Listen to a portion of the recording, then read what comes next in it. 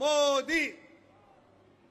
ভারতের লোকসভা নির্বাচনের চূড়ান্ত ফল ঘোষণা না হলেও কোনো দল একক সংখ্যাগরিষ্ঠতা না পাওয়ায় সরকার গঠন নিয়ে কিছুটা অনিশ্চয়তা রয়ে গেছে। তবে বিজেপি নেতৃত্বাধীন এনডিএ জোট এগিয়ে থাকায় ধারণা করা হচ্ছে তারাই গঠন করবে নতুন সরকার।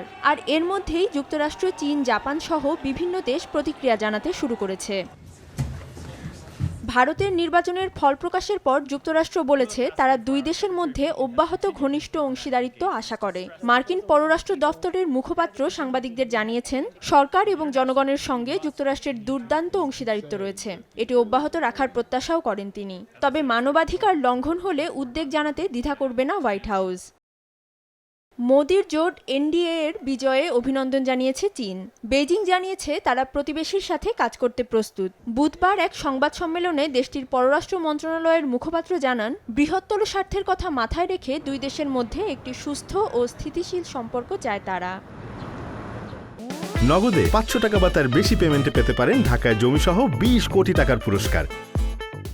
অভিনন্দন জানিয়েছে জাপানও। দেশটির সরকারের মুখপাত্র বলেন, মুক্ত প্রশান্ত মহাসাগরীয় অঞ্চলের জন্য ভারত তাদের গুরুত্বপূর্ণ অংশীদার। এছাড়াও টানা তৃতীয়বারের মতো সরকার গঠন করতে যাওয়ায় নরেন্দ্র মোদীর জোটকে অভিনন্দন জানিয়েছে ইতালি এবং মালদ্বীপও।